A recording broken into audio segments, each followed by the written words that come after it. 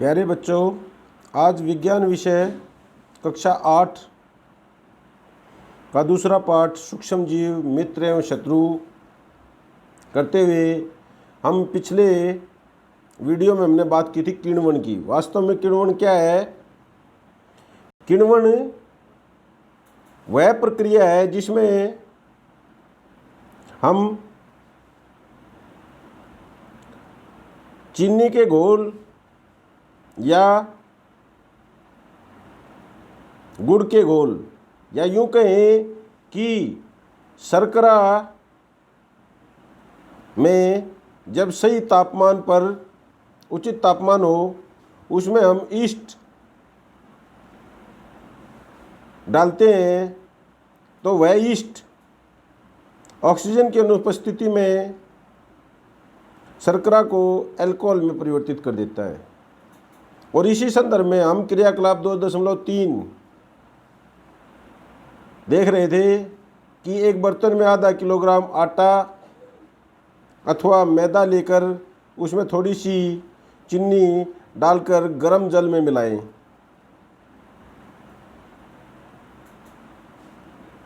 इसमें थोड़ी मात्रा में यानी 1 चुटकी ईस्ट पाउडर मिलाकर गूंथ लीजिए। आप 2 घंटे बाद क्या देखते हैं? क्या आपने गूथे हुए मैदे को पहले की अवस्था के मुकाबले अब उठा हुआ फूला हुआ पाया? और आप देखेंगे कि वास्तव में जो हमने आटा भिगोया था वो ऊपर उठा हुआ दिखाई देगा। ऐसा क्यों होता है? ईस्ट तीव्रता से जनन करके श्वसन के दौरान कार्बन डाइऑक्साइड उत्पादित करते हैं। गैस के बुलबुले खमीर वाले मैदे का आयतन बढ़ा देते हैं, जैसा कि हमने क्रियाकलाप में अनुभव किया। यह बेकिंग उद्योग में ईस्ट के उपयोग का आधार है, जिसमें ब्रेड, पेस्ट्री एवं केक बनाए जाते हैं। तो हमने इस क्रियाकलाप में क्या सीखा कि भाई बेकरी में केक, पेस्ट्रीज और ब्रेड किस प्रकार से बनाए जाते हैं।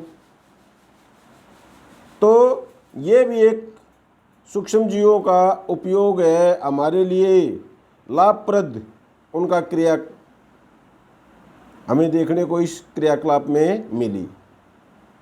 अब हम आगे लेते हैं सूक्ष्म जीवों का वाणिज्यिक उपयोग। बड़े स्तर पर अल्कोहल, शराब एवं एसिटिक एसिड के उत्पादन में, एसिटिक एसिड माने सिरका के उत्पादन में सूक्ष्म जीवों का उपयोग किया जाता है। जौ, गेहूँ, चावल एवं फलों के रस में उपस्थित प्राकृतिक शर्करा में ईस्ट द्वारा अल्कोहल एवं शराब का उत्पादन किया जाता है। बेटा, मैंने आपको किण्वन में बताया था कि हमने चीनी या गुड़ का घोल ले लिया और उसमें ईस्ट मिला दिया। ऑक्सीजन की अनुपस्थिति में वह ईस्ट शर्करा को अल्कोहल में परिवर्तित कर देता है। इसको हम क्या कहते हैं? किण्वन। और इसी प्रक्रिया द्वारा मैंने आपको बताया कि अल्कोहल, शराब और एसिटिक एसिड के निर्माण के लिए इस विधि का उपयोग किया जाता है। बड़े कॉमर्शियल लेवल पर, वाणिज्यिक स्तर पर, उद्योग धंधों में। क्रियाकलाप 2.4 500 मिलीलीटर का बीकर लेकर इसमें 3/4 भाग तक जल भरिए। इसमें 2-3 चम्मच चीनी घोलिए। इसमें आधा चम्मच ईस्ट पाउडर डालिए। इसे 4-5 घंटों के लिए उष्ण स्थान पर ढककर रख दीजिए। अब विलेन को सूंघ कर देखिए।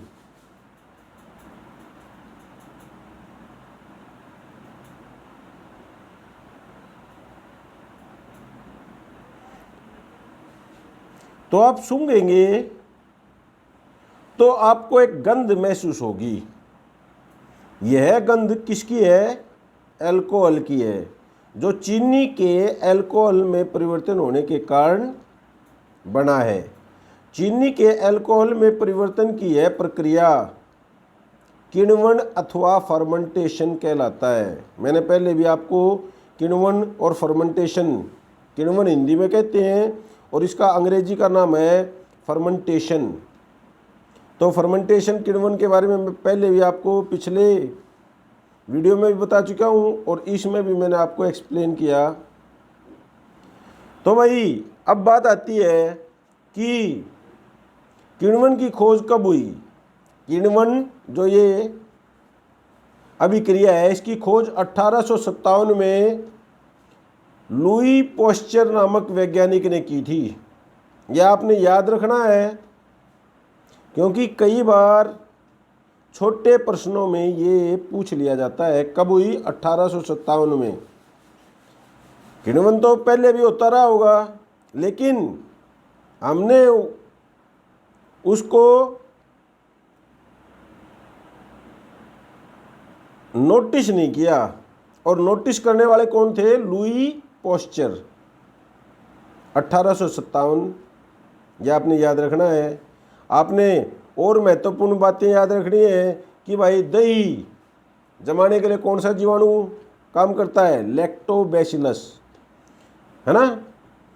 तो एक एक करके हम जीवाणुओं के हमारे जो लाभदायक उपयोग हैं, हमारे मित्र किस प्रकार से हैं, वो चीज़ें हम सीख रहे हैं, पढ़ रहे हैं, जान रहे हैं।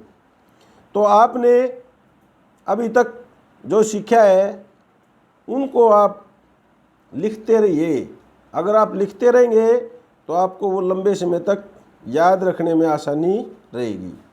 अगले वीडियो में हम बात करेंगे सूक्ष्म जीवों के औषधीय उपयोगों के बारे में। इस वीडियो को देखने के लिए धन्यवाद। वीडियो अच्छा लगा तो लाइक, शेयर और सब्सक्राइब कीजिए।